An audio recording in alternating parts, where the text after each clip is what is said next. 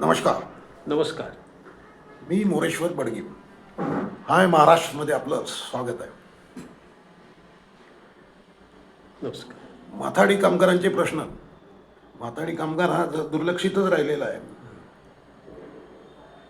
अशा माथाडी कामगारांचे प्रश्न डॉक्टर हरीश धुरट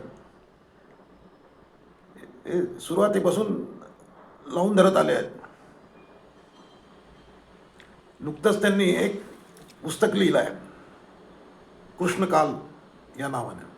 या पुस्तकाचं प्रकाशन नुकतंच ॲडव्होकेट प्रभाकर मारपकवार यांच्या हस्ते झालं आणि त्यानिमित्ताने माथाडी कामगारांचे प्रश्न चर्चेत आले आहेत. तर नेमके माथाडी कामगारांचे प्रश्न काय आहेत आणि सरकार या चळवळीकडे माथाडी कामगारांच्या प्रश्नांकडे कशा पद्धतीने पाहत आहे, काय व्हायला हवं, याविषयी आपण डॉक्टर हरीश धुरट यांच्याशी बोलणार आहोत. हरीश धुरट, बोला. माथाडी कामगारांच्या संदर्भातला जे बोलण्यासारखं आहे ते फार महत्त्वाचं आहे. माथाडीच्या संदर्भातला 1969 साली कायदा आला आणि त्यानिमित्तानं बाकीचेही जे कायदे आले ते असंघटित क्षेत्रातल्या जे अंगमेहनती करणारे लोक आहेत, जे असंघटित आहे, ज्यांचा मालक पक्का नाही, ज्याचं कामाचं ठिकाण पक्कं नाही किंवा त्यांना रोजगार कसा द्यायचा हे पक्कं नाही, अशा दुर्लक्षित माणसासाठी आपण गेली 40 वर्षे काम करतो आहे. आणि 40 वर्षामध्ये जे काही दिसलं ते अत्यंत एक दुःखदायक घटना अनेक दिसल्यात. त्यातल्या 2-3 आपल्यासमोर सांगणे गरजेचं आहे. एक की हा माणूस कधीही कुठल्याही कामगारांच्या व्याख्यात येत नव्हता.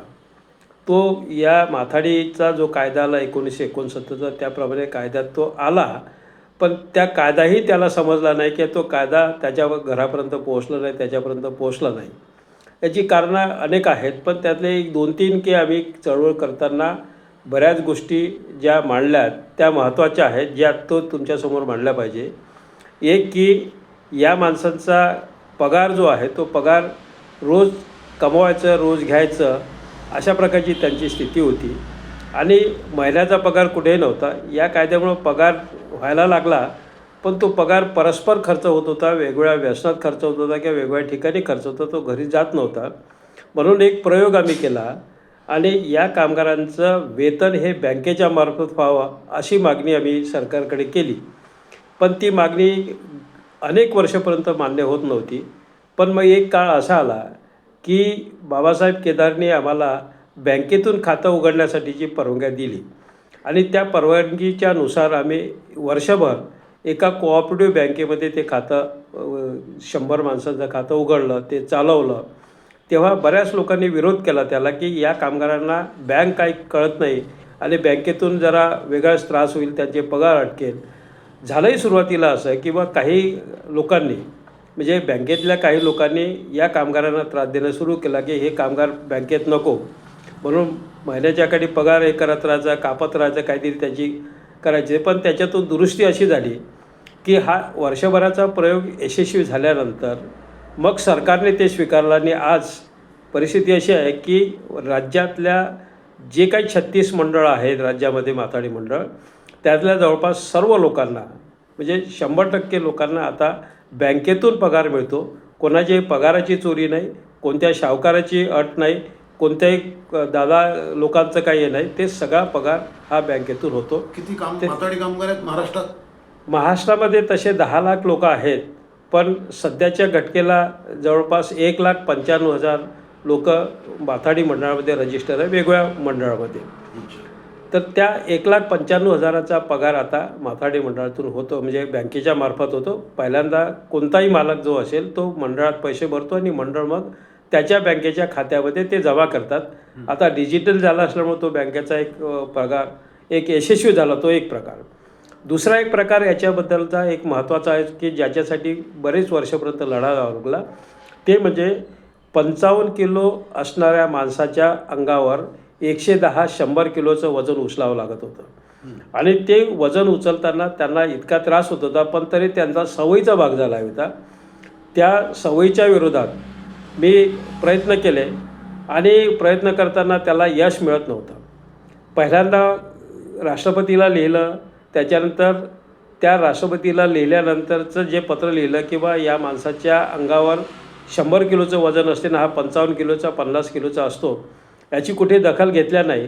पण जागतिक कामगार संघटनेने याची दखल घेतली आणि जागतिक कामगार संघटनेच्या दिल्ली कार्यालयाचे काही लोक मला इथे भेटायला आले, नागपूरला, अकोल्याला, आणि मग त्यांनी स्वतःहून आम्हाला न कळत ती पाहणी केली की काय परिस्थिती आहे. आणि मग परिस्थिती त्यांच्या लक्षात आली की हे खरं आहे, डॉक्टरांचं म्हणणं खरं आहे. आणि वैद्यकीयदृष्ट्या हे तर स्पष्टच होतं की बा 55 किलोच्या माणसाचं त्याला अनेक आजार होत होते, गुडघ्याचे आजार होत होते, मानेच्या मणक्याचे आजार होत होते, डोक्याचे आजार होत होते, पोटाचे विकार होते, असे अनेक आजार होत असताना याच्यातून मग ते कमी करण्यासाठीचा प्रयत्न केला. आणि राष्ट्रपतीने 1998मध्ये हा एक आदेश काढला की सगळ्या हमाली काम करणाऱ्या माणसाच्या पाठीवरचं ओझं हे 50 किलोपेक्षा जास्त असू नये. हा 1998मध्ये जी आदेश काढला आणि 1998 ते 2011पर्यंत मला सारखं लढावं लागलं, भांडावं लागलं. त्याची 2 कारणं की एक तर पहिल्यांदा कामगारांनीच मला विरोध केला की हे आम्हाला चालणार नाही, अशा प्रकारचं 100 किलोचं वजन आम्हाला उचलायला आवडते, आम्ही 50 किलोचं वजन, कारण त्याच्यामध्ये इरझारा जास्त लागेल आणि आमचं आर्थिक नुकसान होईल. असं बरेच दिवसपर्यंत चाललं. ते समजून सांगताना आरोग्यदृष्ट्या किती चुकीचं आहे, तुमचं आयुष्य किती कमी होते हे समजून सांगायला बराच काळ गेला. अनेक माथाडी कामगारांनी मला म्हणजे मारण्याच्या धमक्या, माझ्याविरोधात आंदोलनं सगळं केलं आणि त्याच्यातून यश मिळालं ते 2011मध्ये. 2011मध्ये विलासराव देशमुख नावाचे मुख्यमंत्री होते. त्यांनी पहिला आदेश लातूरच्या बाजार समितीमध्ये काढला आणि त्यांनी अंमलबजावणी सुरू केली. आणि मग तिथून राज्यभरात आता कोणत्याही हमाल कामगारांच्या पाठीवर हे 50 किलोपेक्षा वजन होत नाही. आणि आता व्यापाऱ्यांनी तर त्याचं पुढलं पाऊल टाकलं की आता 30 किलोच्याच बॅग यायला लागल्या, म्हणजे ती त्याच्यामध्ये सुधारणा झाली. ह्या 2 महत्त्वाच्या सुधारणा याच्यामध्ये झाल्या. आता आज माथाडी कामगारांचे असे कोणते प्रश्न आहेत की जे ज्वलंत प्रश्न आहेत? हां, आज महत्त्वाचे जे ज्वलंत प्रश्न आहेत ते की या कायद्यामुळे त्याला थोडी सामाजिक सुरक्षा मिळाली. सामाजिक सुरक्षा एवढ्यासाठी मिळाली की provident fund, bonus, gratuity, leave with wages, accident अशा गोष्टी मिळाल्या. पण जो मंडळामध्ये रजिस्टर आहे त्यालाच मिळाल्या. आणि जो बाहेर आहे, जसं मी आता सांगितलं की 1,95,000 लोक रजिस्टर मंडळामध्ये आहेत, पण याची संख्या 10 लाख आहे. आणि ही 10 लाख महाराष्ट्रातली जे आहे तर यांना जो सामाजिक सुरक्षा जो मिळाला पाहिजे तो सामाजिक सुरक्षा या कायद्यातून मिळू शकतो, हे महत्त्वाचं त्याचं सूत्र आहे. आणि मग ते जर मिळालं तर पूर्णपणाने सुरक्षा होते. याला मालकाची गरज नाही, याला फक्त सरकारने त्याची सुरक्षा ठेवण्यासाठीचा मालक मजूर नातं हे सरकारने स्वीकारलं असल्यामुळं त्याचा एक चांगला उपयोग झाला. आणि ही प्रश्न आता महत्त्वाची घडायला लागलीत. एक तुम्हाला आणखी एक महत्त्वाचं मोठं उदाहरण तुम्हाला सांगतो की या शहरामध्ये स्त्रिया आहेत या कामामध्ये. या स्त्रियामध्ये जेव्हा मी काम करायला सुरुवात केली तेव्हा स्त्रियांनी एक शब्द मला इथे मिनीमाता नगरमध्ये एक सभा त्या काम करणाऱ्या महिलांची, माथ्याऱ्यावर जगणाऱ्या महिलांची, हाऱ्यावर जगणाऱ्या महिलांची एक सभा घेतली. आणि तिथे काही महिलांनी मला सांगितलं की आम्हाला घसट लगट केल्याशिवाय आम्हाला रोजगार मिळत नाही. पण त्याच्या पुढलं त्या बाईंनी सांगितले की आम्हाला चमडी देख के दमडी मिळती है, असं वाक्य बघितल्यानंतर मी जरा थोडंसं दचकलो आणि ते मग त्याची खरी पडताळणी केली तर हे लक्षात आलं.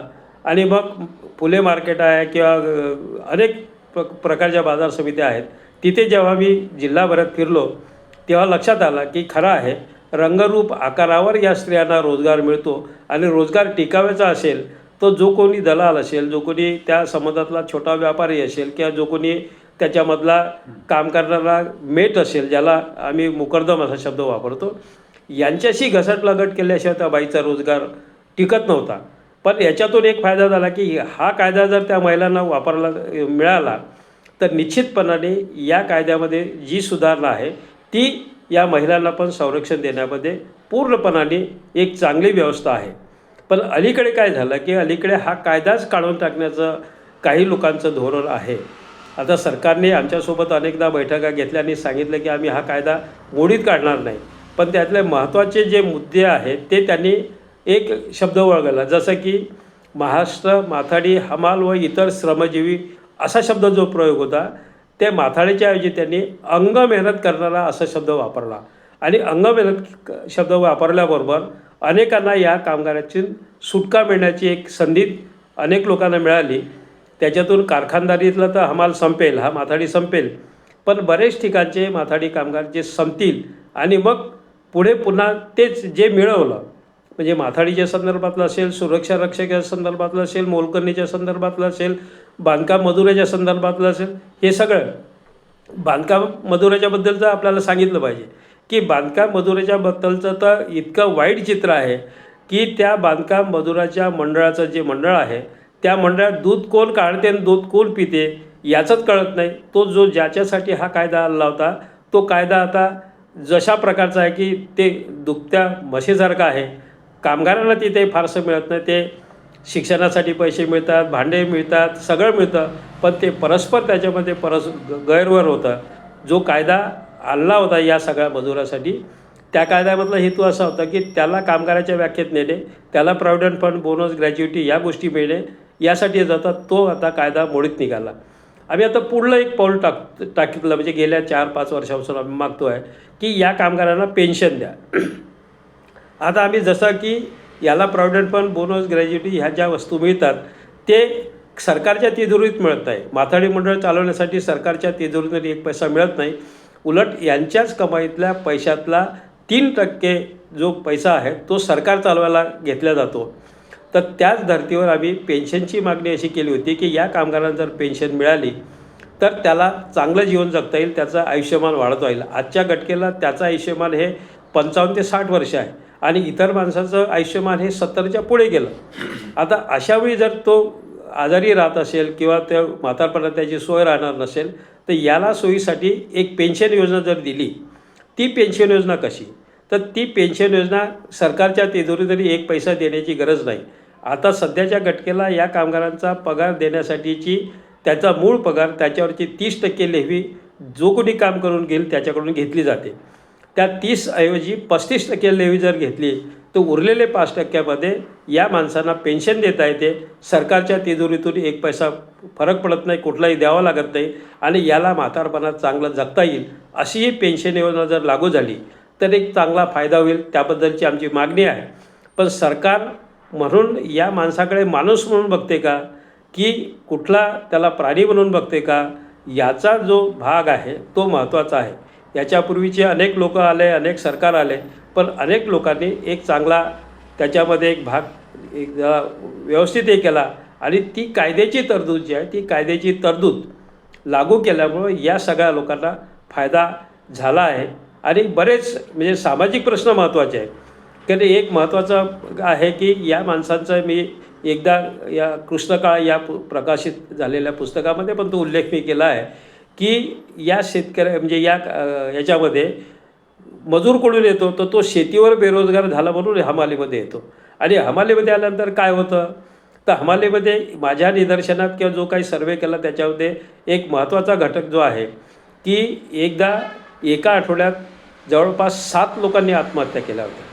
आणि 7 लोकांनी आत्महत्या केल्या म्हणजे कशा झाल्या त्या, कोणी ट्रक खाली मेला, कोणी स्मशानामध्ये सरणावर मेला, कोणी विहिरीत पडून मेला. अशी 7 माणसं मेल्यानंतर माझ्या असं लक्षात आलं की ही माणसं व्यसनाधीन असल्यामुळं व्यसनामध्ये हे गुंतलेले असतात, तर त्या व्यसनातून बाहेर काढण्यासाठीची आपण मदत केली पाहिजे. उलट सरकारने काय केलं, सरकारने मार्केट तिथे दारूचं दुकान, पूर्वी गाव तिथे गोदरी असा शब्द होता, आता मार्केट तिथे दारूचं दुकान, याच्यामुळं हा माणूस आणखी त्या व्यसनामध्ये गुंतला जातो. तर ही पण या पुस्तकामध्ये जे मांडण्याचा प्रयत्न केला की एक सामाजिक सुरक्षा मिळण्यासाठी, व्यसनाधीनचा जो झाला तो त्याच्यातून मुक्तता करण्यासाठी हे सगळं चाललं आहे. आता अनेकदा आम्हाला शासकीय बैठकीमध्ये अनेक ठिकाणी या सूचना अशा केल्या होत्या की माथाडी कामगार हा गुंडा आहे. अशा प्रकारचा एका कमिशनरनी एक 10 वर्षापूर्वी GR पण काढला होता की हे सगळे गुंड आहेत. आम्ही ते सांगितलं की गुंड आहे तर आम्हाला कुठे कोणत्यावर केसेस आहे हे दाखवा. कोणी दाखवू शकलं नाही. उलट आम्हाला जो सर्वेमध्ये जे दिसलं आणि सरकारच्या ADRच्या या सर्वेमध्ये असं दिलं की महाराष्ट्राच्या विधानमंडळात 20% क्रिमिनल आमदार आहेत. त्यांना विधानमंडळात बसता येते, बोलता येते, त्यांचं पेन्शन घेता येते, पण या माणसाला कामाच्या ठिकाणी काम करू दिलं जात नाही, जेव्हा की ही माणसं हातावरचंच पोट आहे आणि ज्याला कुठेच प्रतिष्ठा नाही, कुठे कामाची हमी नाही, अशा ठिकाणी तो काम करतो. तर त्याला काम करून देण्याची एक संधी एक द्यावी. आणि तो माणूस म्हणून आपण कारागृहातल्या लोकांना, कैदेतल्या असणाऱ्या लोकांना दुरुस्त करण्याचं काम करतो. बाहेर असणाऱ्या माणसांना आपण दुरुस्त करण्याचं काम जर केलं तर निश्चितपणाने सामाजिक सुरक्षेमध्ये त्याची भर पडेल आणि चांगला उपयोग होऊ शकेल असं या क्षणी वाटते. कृष्णकाळ जो आला तो 2 गोष्टी, म्हणजे कृष्णकाळ जे पुस्तकाचं प्रकाशन केलं त्या प्रकाशनामध्ये 2 गोष्टी महत्त्वाच्या पुढे आल्या. त्या महत्त्वाच्या गोष्टी अशा की आत्ता जे श्रमसंहिता नावाचा शब्दप्रयोग केला गेला आणि श्रमसंहितेमध्ये 4 गोष्टी त्यांनी नमूद केल्या, उरलेले 29 कायदे किंवा 44 कायदे नष्ट केले. आता श्रमसंहिता कायदा आल्याबरोबर एक नवी भीती तयार झाली. ती भीती अशी की श्रमसंहिता आल्यानंतर कामगार न्यायालय बंद पडेल, औद्योगिक न्यायालय बंद पडेल, कामगार खातं कमकुवत होईल, त्याला काय अधिकार राहणार नाही. आणि मग अशावेळी जो असंघटित कामगार आहे त्याला न्याय मिळण्याची जी प्रक्रिया कुठेतरी सुरू झाली होती ती पुन्हा प्रक्रिया बंद पडेल की काय, असा एक भाग निर्माण झाला. खरं तर महाराष्ट्र एक असा आहे की या 5 लोकांसाठी, सिक्युरिटीसाठी, मोलकरींसाठी, सामाजिक सुरक्षेसाठी, बांधकामासाठी, हमालांसाठी जे कायदे केले होते आणि त्याला थोडीफार सुरक्षा मिळणं चालू झाली होती, ती सुरक्षा काढून टाकली जाईल की अशा प्रकारची भीती जी आहे ती कृष्णकाळ या पुस्तकामध्ये मी मांडली आहे.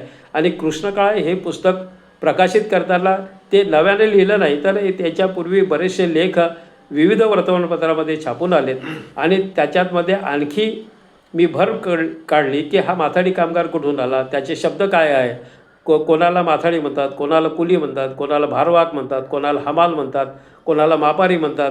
तर असे शब्दप्रयोग पण मार्केटमध्ये जे होते ते मी याच्यामध्ये नमूद केले. काही गोष्टी, काही शब्द नमूद करता आले नाही कारण अनेक मार्केटमधले शब्द आहे ते शब्द इथे अनेकांना समजणार नाही म्हणून मग ते काही मांडले नाही. पण जे रुटीन शब्द आहे जे आपण पाहतो ते पण शब्द याच्यामध्ये आले. तर एक साहित्यामध्ये हे मांडत असताना याच्यापूर्वीचे अनेक घटक आले, पण हमालावर स्पेशली लिहिणारा आणि अनेक वर्तमानातून मला सहकार्य केलं.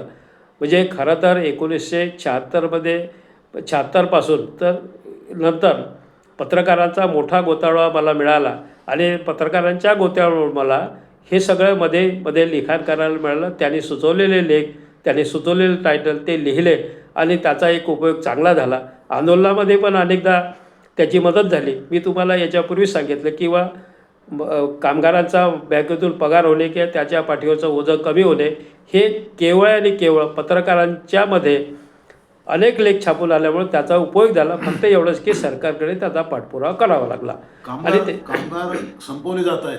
हां हो, कामगार अशी भीती पुस्तकातून आणि त्या कार्यक्रमात बोलून दाखवण्यात हो, कामगार संपवले जाते. म्हणजे याचा अर्थ असे की त्याची डेफिनेशन नष्ट केली. कामगार संहिता जो प्रकार आला याच्यामध्ये आता कामगार राहील की नाही एक शंका आहे. कारण आता नवे कामगार आले, जसं गिग कामगार आलेत. गिग कामगार म्हणजे जे डिलिव्हरी बॉय आहे, अन्न पुरवणारे आहे किंवा वस्तू पुरवणारे, तर हे जे गिग कामगार आहे हे गिग कामगार कामगाराच्या व्याख्येत नाही आहे. पण त्यांना जसं माथाडी मंडळाचं आहे तसं आम्ही देऊ असं सरकारने म्हटलं आहे. पण भविष्यामध्ये एक याच्यातली जी भीती आहे सगळ्यात महत्त्वाची की कामगार ही व्याख्याच संपुष्टात येईल का, अशा प्रकारची भीती आहे. त्याचं कारण असं की याच्या पुढे तुम्हाला या कायद्यामध्ये परमनंट किंवा हा शब्द काढला. परमनंट म्हणजे काय होतं, परमनंट म्हणजे कायमस्वरूपी असा जरी शब्द असला तर तो एखादा माणूस 240 दिवसपर्यंत सलगपणाने काम करत असेल तर त्याला त्या कारखान्यामध्ये कंटिन्यू त्याचं आयुष्य म्हणजे जवळपास 58 वर्ष होईपर्यंत त्याला काम मिळत होतं. आता नव्या कायद्यामध्ये असं होणार नाही. अशा नव्या कायद्यामध्ये 1 वर्षाची, 2 वर्षाची, 3 वर्षाची नोकरी राहील आणि मग तो पुन्हा त्याच नव्या शोधात, नव्या कामगाराच्या शोधात की नव्या मालकाच्या शोधात, नव्या कामाच्या ठिकाणाच्या शोधात जाईल. म्हणून ही सगळ्यात मोठी भीती जी आहे ती कामगार संपण्याची आहे. आता संपवले कसे, कामगार संपवले एवढ्यासाठी की आता पूर्वीच्या ज्या कामगार संघटना होत्या त्या कामगार संघटनांनी चांगलं केलं वाईट केलं तो भाग वेगळा, पण कामगार संघटना आता संपल्या आणि या नव्या कायद्यामध्ये आता कामगार संघटना उभी करता येणार नाही, धरणं देता येणार नाही, मोर्चा काढता येणार नाही, युनियन बांधता येणार नाही. समजा जर बांधायची असेल तर मालकांनी परवानगी दिली तर युनियन करता येईल. आणि आतापर्यंत जे काय चाललं होतं किंवा धरणं धरायचं असेल तर सरकारला किंवा पोलिसांना विचारलं की ते परवानगी द्यायचे. आता गेल्या अनेक वर्षापासून त्यांनी नागपूर किंवा मुंबई अशा ठिकाणी कामगारांचे मोर्चे, मुंबईला आझाद मैदानाच्या कोपऱ्यात एक द्यायचं किंवा नागपूरला कुठल्या तरी संविधान चौकात किंवा कुठल्या तरी एका कोपऱ्यात परवानगी द्यायची, अन्यथा परवानगी द्यायची नाही, असं जे चाललं होतं. पण त्याचा परिणाम कुठल्याही कामगार संघटना ज्या संघटित आहे, ज्यांचं 8वं वेतन मिळतं की ज्यांचा ₹1,00,000 ₹1,50,000 पगार राहील, अशा माणसांनी या दुर्लक्षित माणसाकडे दुर्लक्ष केलं. त्याच्यामुळं याच्यापुढे भविष्यामध्ये कामगार राहील की नाही राहील आणि संघटना राहील की नाही, या दोन्ही गोष्टी जाणून बुजून कोणी संपवल्या, कशा संपवल्या, हा एक संशोधनाचा विषय आहे.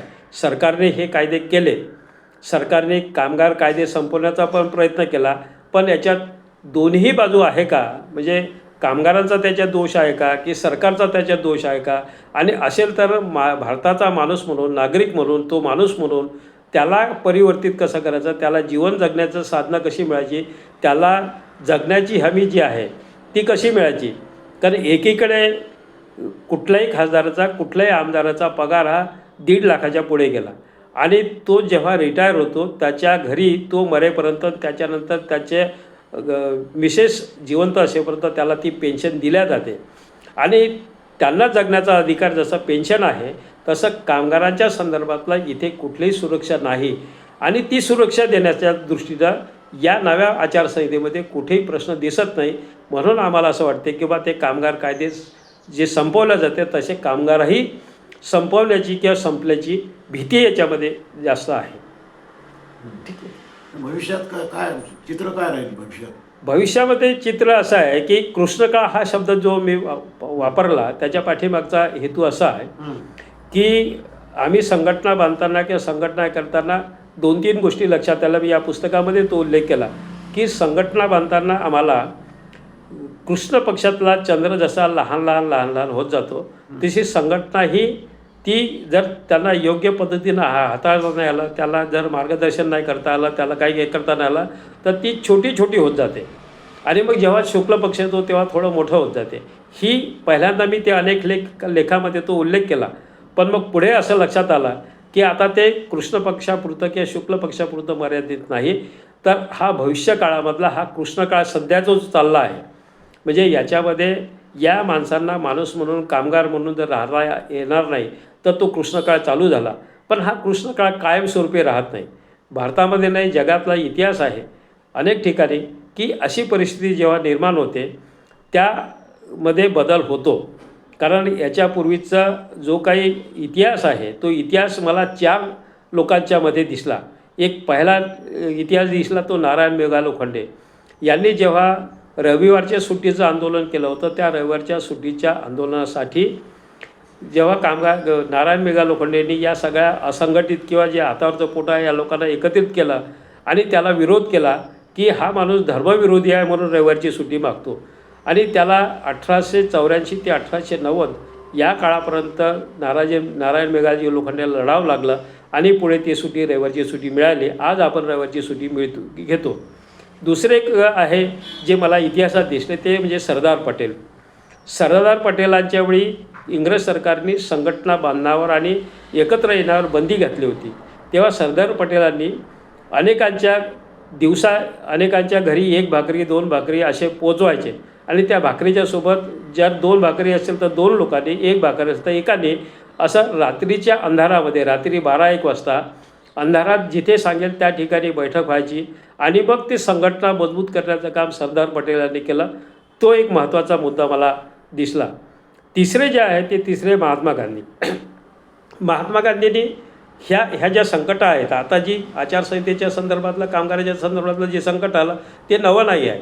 ते महात्मा गांधींनी जेव्हा नीडच्या संदर्भातलं आंदोलन केलं, नीडच्या कामगारांना न्याय मिळत नव्हता, पण त्याच्या पुढली गोष्ट होती की त्या ठिकाणी काम करणाऱ्या ज्या स्त्रिया होत्या त्या नीळची शेती करण्याचा इंग्रज सरकारने कायदा केला होता की कंपल्सरी तुम्हाला हा नीळ शेती करावीच लागेल.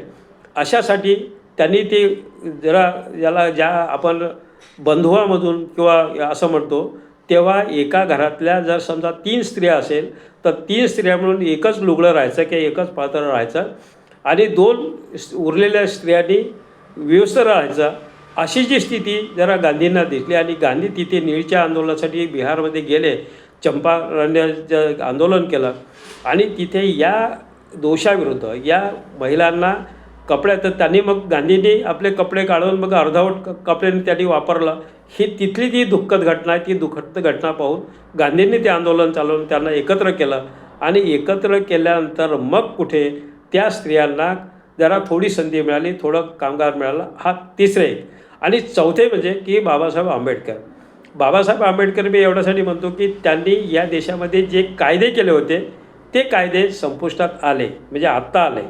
भविष्यामध्ये चांगला जर संघटन झाला किंवा एक सामाजिक न्याय म्हणून किंवा सामाजिक सुरक्षा म्हणून जर लोकांनी त्याला स्वीकारला तर हा सुद्धा एक बदल होईल. आज एक श्रमिक संहिता जे आहे, श्रमिक संहितेमध्ये पण दुरुस्ती होऊ शकेल आणि कामगारांना न्याय देऊ शकेल अशी एक अपेक्षा आहे. थोडक्यात श्रमिक संहिता आहे हे सध्या टार्गेट आहे तुमचं, म्हणजे हां, श्रमिक संहिता हे टार्गेट आहे. त्याचं कारण आहे की तो कायदाच नाही आहे.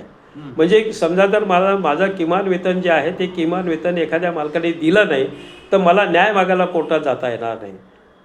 ती त्यातली महत्त्वाची भीती आहे. मला जर आता श्रमसंहितेमध्ये बोललं जातं की आता अनेक ठिकाणी चालू पण झालं की 12 तास काम केलं पाहिजे आणि अनेक लोकांनी म्हटलं की 12 तास काम केलं पाहिजे. तर याच्यावर जर जागतिक आरोग्य संघटना, जागतिक कामगार संघटना यांनी सर्व प्रकारचा अभ्यास केल्यानंतर एक माणूस 12 तास काम करू शकत नाही. 8 तास काम केलं की त्याचा मेंदू थकतो आणि त्या मेंदूला त्याला झोप पाहिजे. पण नव्या या कायद्यामध्ये 12 तास जर काम करायचं असेल तर ते धोक्याचं आहे. त्याच्यातून 2-3 गोष्टी महत्त्वाच्या जे येण्यासारख्या आहे.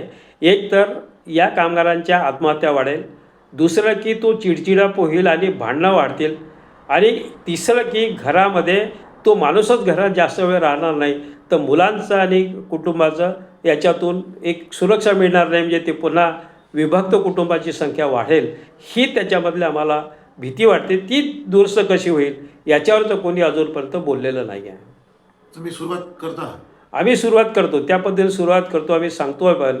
आणि त्या पद्धतीनं आम्हाला माहीत आहे की आम्ही ते कृष्णकाळ एवढ्यासाठी की आमचा तो सध्याचा कृष्णकाळ आहे. तो शुक्लकाळ केव्हा तरी येईल, चंद्र केव्हा तरी वाढेल, पौर्णिमा कधीतरी मिळेल अशा अपेक्षेने आम्ही जरा काम करतोच आहे आणि ते पुढे येणार आहोत. धन्यवाद डॉक्टर साहेब.